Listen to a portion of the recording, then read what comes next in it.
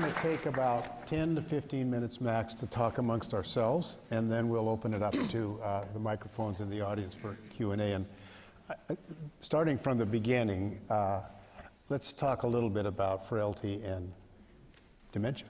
What's the relationship between frailty and dementia? You both, everybody talked about complexity. How do they fit together? Maybe start with Linda, and then just anybody who wants to chime in. So there's a lot of attention right now into whether cognitive decline and frailty are the same, different, causal of each other, driven by the same underlying risk factors. I think I'd be interested to see what my colleagues think, but at least as I read the evidence, I think the preponderance of evidence is starting to look at shared drivers of different processes. Although it may well be that the brain plays a role either in causing some of the multi-system dysregulation that we see in frailty, or it may be actually that the brain manifests some of the same underlying pathophysiology of frailty. But I think the added dimension is that, going to what Christine was saying about long latency, that it's increasingly clear for both of these that the kinds of processes involved really start at young age. On the frailty side, there's been, to me, quite exciting work looking, for example, at allostatic load and the history of, over the course of people's lives, of increasing dysregulation due to cumulative stressors over a life course. Highly due to environmental stressors of discrimination and stigma and poverty and all kinds of related issues. There's also a pretty stunning paper this past year in PNAS by Dan Belsky, which showed that for young adults in their 20s and 30s, there's evidence of a wide variation in the kind of homeostatic dysregulation that we actually see in older adults who are frail. Where some young adults are manifesting that at an early age. So how we move, I think, to a life course approach to prevention, which is certainly the framework for 21st century public health, is going to be very critical. And I would put a bet that a lot of the same drivers are going to be critical for preventing both frailty and cognitive decline. Others? I'd like to second, not so much talking about frailty per se, but this idea, I had the same thought as you were speaking. I do think we need to embrace the life course model much more. It's hard because it takes so long, but I think when we're thinking about vulnerabilities, and strengths and vulnerabilities and exposures across the life, we really need to get better at trying to measure that and trying to understand how those interplay, whether it's in terms of epigenetics or whether it's just differences in exposure or critical periods for exposure, for example. It may be there's certain times that things are more or less protective or more or less toxic. So I do think that is a really nice unifying way to be thinking about the body and the brain in terms of aging. Hard to study, and hard to fund, but I think we need a push for that. Other the Toms? This is not my field. But just one thought that I've had on this, as a person becomes more and more frail, you become more and more isolated. You're not interacting with the public and family as you had in the past. And I cannot help but believe that working on how to keep the intellectual stimulus going in a frail individual should help, but I don't know whether the studies have been done to prove that that's the case. But it seems logical to me is when you're frail, try to keep the brain working, keep the interaction going. Well, I think that to answer your question, I think that cognitive impairment and frailty form a vicious cycle.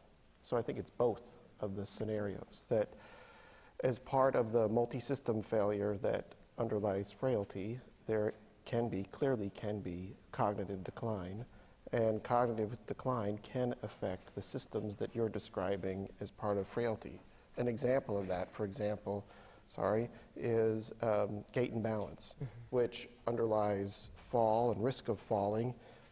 Gait and balance is part motor, but it's also partly a complex cognitive task. Linda was going to answer So- Tom Caskey's question. Yeah, well, one other thought in relation to what you're saying. If we increasingly are able to prove, for example, that altered energy production and dysregulation is a driver of frailty, which I think we're seeing a lot of evidence for, it raises the question about what role energetics is really playing in cognition and generalized decline in cognitive functions, and I'd be interested in what you all think of that, and then after that I'll respond to your question. I don't, I'll just say, I don't think we know a lot about it. There's been some work, we've done some work looking at mitochondrial sequencing and showing that probably there are some haplotypes that may accelerate cognitive change. So, you know, that's a hint. There's some animal models, particularly Robbie Brinton has a lot of hypotheses related to energetics and aging. But I think we're just scratching the surface.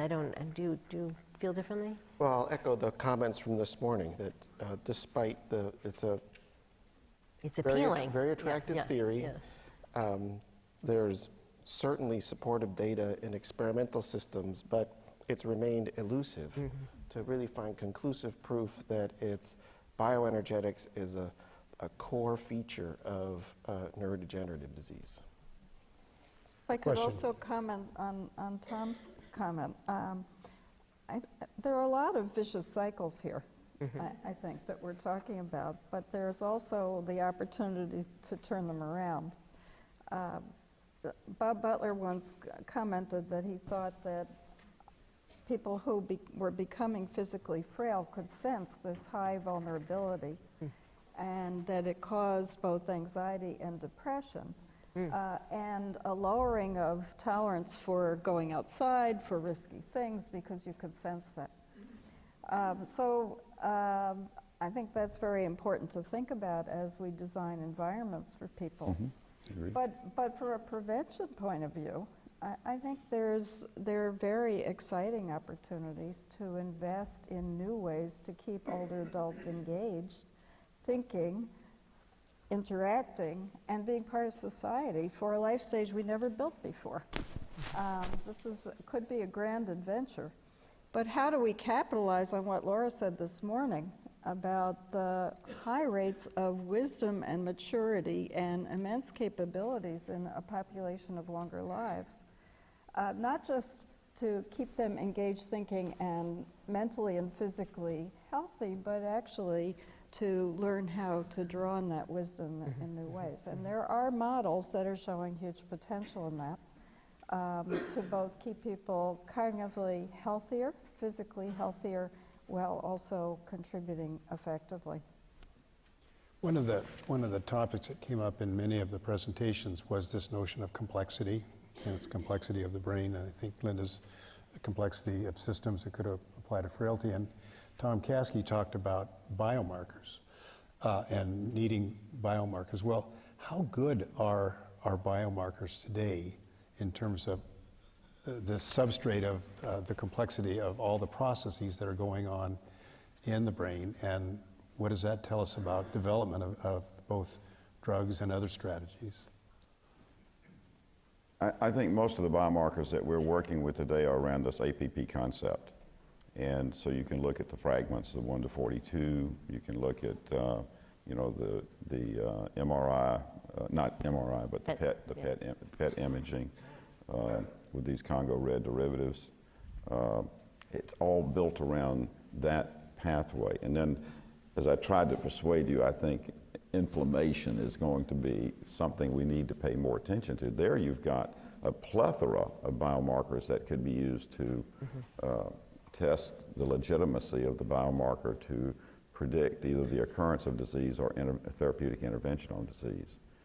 Well, But, and I think with an inflammation, a better inflammation biomarker in the brain, we'll be able to maybe get back to this connection with frailty, because I think that's probably, it's a vulnerability, probably, multifactorial, but inflammation, probably some small vessel disease, and maybe depression even, all mixed together. So I think having a ligand for inflammation in the brain will be... And the cancer folks have developed these ligands. They're being used to, identify, benign cyst versus an active cyst, and usually they are inflammatory markers related to it. So we might borrow from the field of cancer to look at some of the potential for the ligand molecules that they have. And I would just add that I agree that the current set of biomarkers, whether biofluid or neuroimaging, have reasonable strength as diagnostic biomarkers. But what I view as the major gap, I think you were alluding to in your comments, are pharmacodynamic biomarkers. absolutely. Biomarkers of a drug's engagement of target and executing the biochemistry that we expect that drug to execute. I don't think we have very many of those, and they will be critical to early phase, rapid turnaround of early phase clinical trials. In the expectation, right, that there's going to be a wellspring of potential therapeutics coming up out of laboratories across the globe. Pfizer did a self-examination of 10 years of failure to try to figure out, what did we do wrong to try to improve the efficiency of Pfizer. And they came up with 3 observations. One is you worked on the wrong target. That's bad.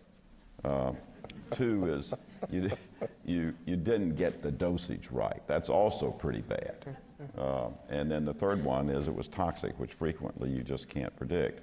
But I think if we had an indication that we were hitting the target with the biomarker and that we had the right dosage, those would be big helps to make your changes in clinical trials, this so-called adaptive trial strategy that's being used now, and I know it's being used extensively in cancer.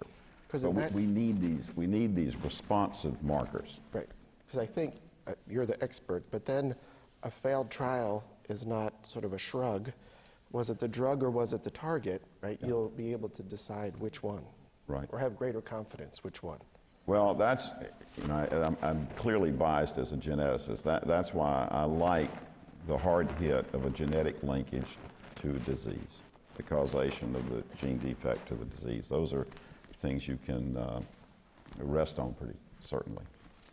I'd like to add another biomarker comment. I mean, if you think about the work on frailty, which has taken perhaps another course in terms of thinking about biomarkers, what has really been accomplished is, I think, the creation of a new epidemiological basic science of quantitative analytics to look at the dynamics between systems. Mm-hmm. So how do you study a complex dynamical system that goes beyond one cell when you're looking at multi-system dysregulation across many physiologic systems?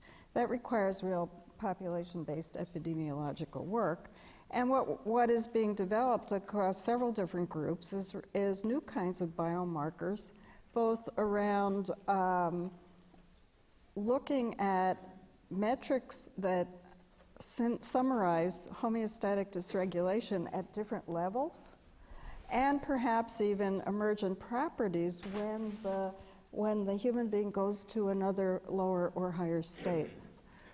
This is, I think, a very different kind of biomarker, which, as we get better and better at it, will turn out, I think, to be quite important in terms of tuning of the organism towards resilience. Yeah, and I was thinking to myself as Linda was talking about, close your eyes for 2 seconds and imagine frailty. Close your eyes for 2 seconds and see if you can imagine pre-frailty or pre-Alzheimer's disease, MCI, and I think that's an interesting exercise, and you can almost imagine that, and the physical markers that have been shown as early signs of higher risk of Alzheimer's and dementia are pretty potent. They're not the usual biomarkers that we think of, but they do have predictive value. I think we're reaching now the time when we should open up the floor for questions, and I see one person, and first up gets the first question.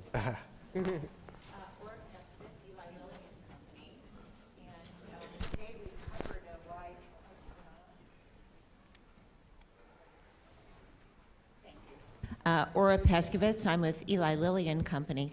And you covered very nicely a wide variety of potential causes for Alzheimer's, from frailty, diet, genetics, and targeted therapies are obviously designed to try to address these things, tau and other things that you've indicated. But one area that recently is also being thought of as a potential hypothesis that I didn't hear covered, and this question could obviously be for anybody on the panel, but perhaps Dr. Caskey, you might be the one to address this first, is the possibility of viruses or prions as a cause for Alzheimer's, and the possibility that a therapeutic intervention might involve an immunization. I wonder what your thoughts might be about that. I didn't hear that covered either in this panel or the one before. Okay. I'm aware of those strategies, and they are in fact being tested in animal models. I've seen preliminary data in Parkinson's models, mouse models, and it has a promise to it. But I don't think that it's well enough developed that I could have made some intelligent comments on it. I was getting pretty far out on a limb, I think, with the immune characteristics of the disease. But I think that's it's not a bad strategy. It's easily done in the animal model system to test it. Tom? Yeah. Thank you. Thanks, Eric. So I ran through a list of possible mechanisms quickly, and the one where I was mentioning transmission between neurons of pathologic forms of proteins. That's this idea of prion-like transmission of abnormal forms of tau or alpha-synuclein, and I'm hesitating to go down this path when the world's experts are in the audience. But this is a new potential explanation for how diseases like Parkinson's and Alzheimer's disease have this apparent topographical spread through brain, and is a potential therapeutic target. Thank you. This microphone over here. Yes, fantastic discussion, great panel. I have two very distinct, extremely separate kind of comments, questions, and if you'll just allow, I'd like to ask them separately because I think they'll be confusing if I try to put them together. The first is that I really appreciated the kind of balance between optimism and pessimism on this panel. But having said that, we have this uber assumption, obviously, with respect to aging, that it implies loss of function. And, you know, occasionally we're willing to admit that maybe there's preservation of function, which we, you know, often talk about in terms of maturity and wisdom. But the thing that I'd like to ask the panelists is, what about gain of function? And the thing that really struck me was actually Tom's comment, if I understood it correctly, that there is this Tom, that there is this kind of phenomenon whereby there's a reduction in the uptake of neurotransmitters. Did I hear that correctly in the aging brain? Excuse me, I didn't A quite reduction in the reuptake of neurotransmitters in the aging brain, is that what you mentioned? Yes. Yeah, okay. And the thing that instantly popped into my mind is, gee, that's just like cocaine. And the reality is, and I'm sure you all know this very, very well, that there's an enormous amount of research that older people actually get happier at some level, and in fact, certainly they get less bothered by the little things in life. And I just wondered if you would kind of think out loud with me for just 1 minute about gain in function with aging. That's my first question. Sure. Am I thinking out loud now? So, Go for it. what I was alluding to quickly are the mechanisms that hits on GWAS studies have highlighted. And so one of one of the pathways that seems to be highlighted by genetic variants that have increased risk in Alzheimer's disease is autophagy and synaptic vesicle recycling. So to the extent, so that of course could alter, but presumably downward, synaptic neurotransmission. Your question, I think, would get to, at least in some component of the dopaminergic system, an increased release of neurotransmitters in the reward system. Is that what you're implying? Maybe yes and maybe no. I'm asking you to kind of think about why it is that study after study have actually shown that old people have this kind of capacity to, again, be less bothered by life, be kind of more resilient emotionally in many ways. Yeah, so I'm having difficulty taking that from, going from what we think we understand about synaptic neurotransmission in aging and increased happiness. Not that both observations aren't true, I'm just not sure how to connect those two. I think you're correct that the results of the surveys and other kinds of research are very consistent, and that was the so-called U-shaped curve of happiness that we see, and the theories behind that have not gotten to the molecular level, I would say, but they speak to this question of whatever we mean by wisdom and target setting and what you learn from experience of happiness and sadness and ambition and what have you, and do you change what it is that makes you happy, or do you change what you feel about the state of happiness? I'm simply proposing, I mean, I'll drop this, but I'm simply proposing that it doesn't have to be at a molecular level, but that we, kind of communally think about gain of function in aging as well as loss and preservation of function. So I'll just comment that I think we should think about what we mean by function. If it's a question of can I run a marathon faster now than I could when I was 20, that's one kind of function. The answer is no. But if we look, building on what Laura Carstensen said this morning, if we look at the aggregate capabilities of mature human beings in their 60s, 70s, 80s, 90s, et cetera, and what they bring to the table, then there is a kind of function we, in the aggregate, we've never experienced as human beings and human societies before, where we have this large body of human beings who are able to, who can perhaps have a prayer of enacting what Eric was calling wisdom, which some have defined as the ability to utilize both your deep objective expertise and knowledge acquired over a lifetime, which Laura showed doesn't decline, and incorporate your subjective knowledge and experiential knowledge in a way that has both compassion and unique complex problem-solving abilities in it. That's a kind of function we as human societies haven't had the opportunity for before, and we don't generally even know either how to measure it or what to do with it. Yeah, And so this plug for geriatric science here is I often say to the younger people that are coming into our field, this is a great time to be a scientist in aging, because it's going to be like Leeuwenhoek with the microscope.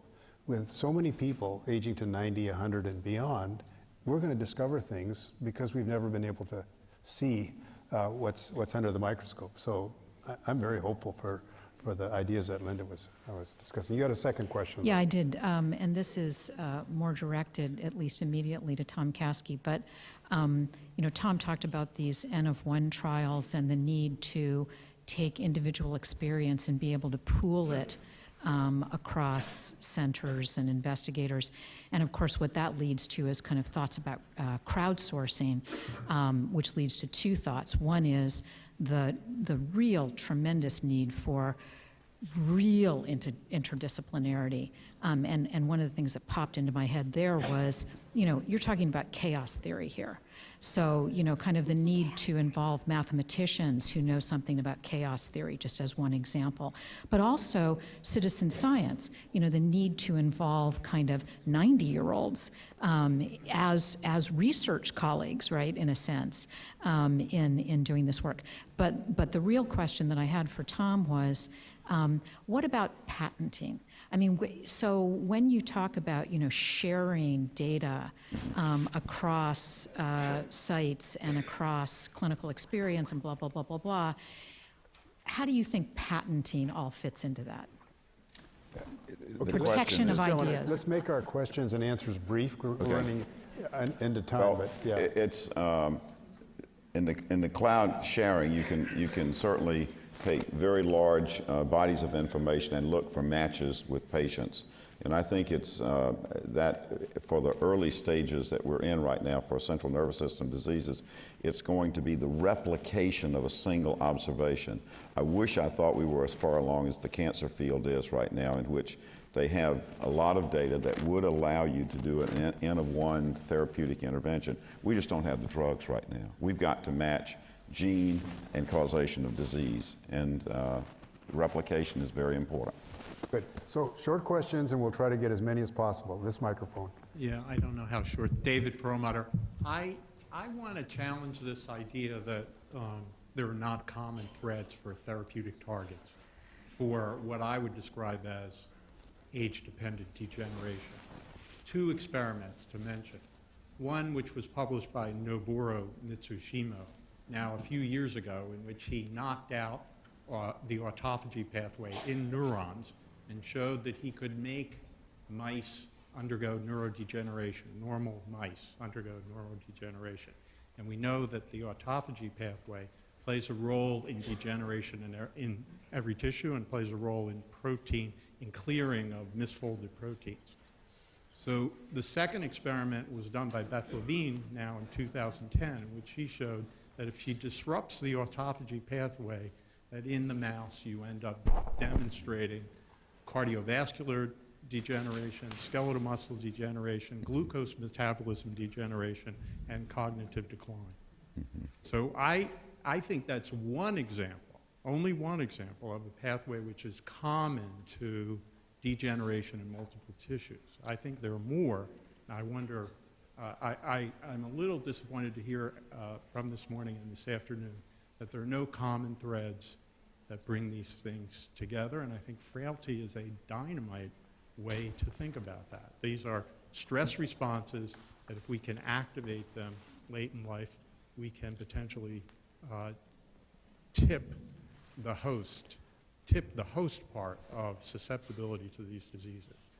Yeah, that matches, yeah. Oh, Thank you. Yeah, I think that's true. I mean, this is I think one of the comments from this morning that, to the extent some of these processes, and decreased autophagy is one of them, to the extent that they lay the fertile soil for what then goes on to be what we recognize as a neurodegenerative disease, but also sarcopenia, osteoporosis, heart disease.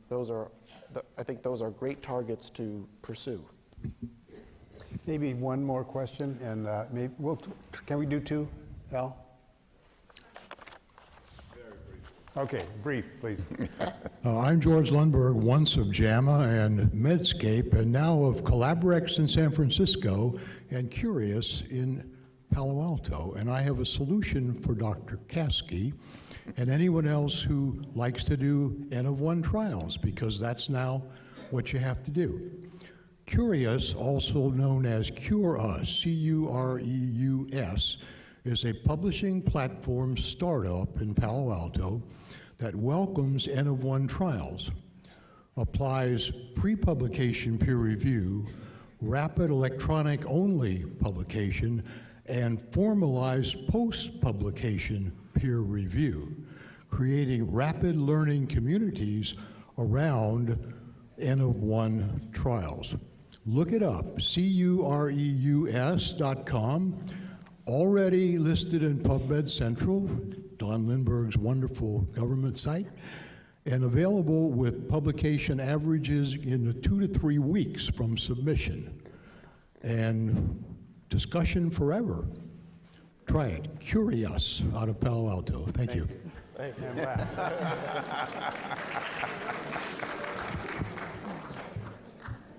I guess I'm just here on behalf of the patients. I'm Joanne Lynn from Altarum Institute, and I'm perplexed, I guess, by the enterprise we're embarked on. There seems to be an underlying assumption that it would be a very good thing to wipe out dementia and frailty. And I suppose it certainly is a good thing to understand them. But what is it that we propose to substitute? People do have to come to the end of life and to die. And I'm reminded of a marvelous conversation I overheard among 3 elderly ladies, all in their 90s, talking about how they would want to come to the end of life. And they decided that once their bodies were really falling apart, they'd really prefer dementia, as long as it would only be for a few months.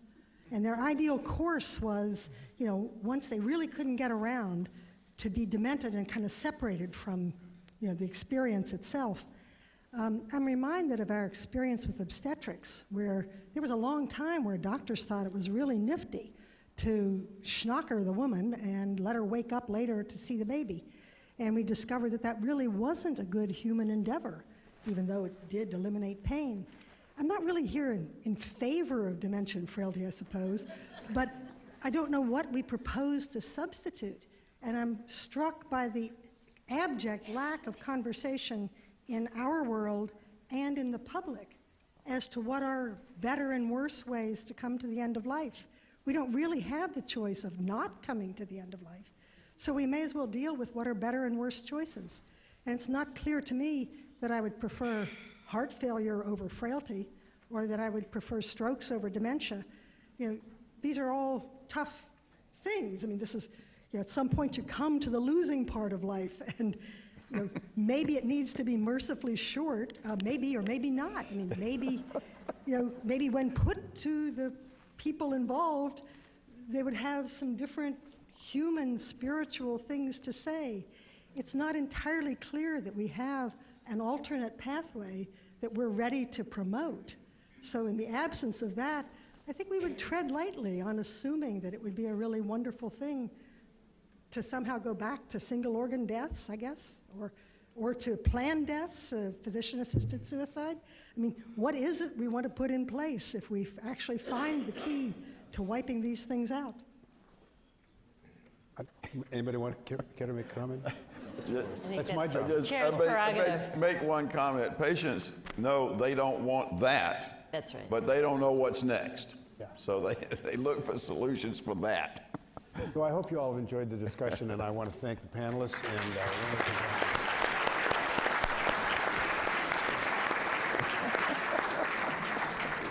Well, let me add my thanks to that of Eric. It's a wonderful session when you have so many of us eager and willing to add our voices and ask questions. So to all the panelists, thank you very much for your participation.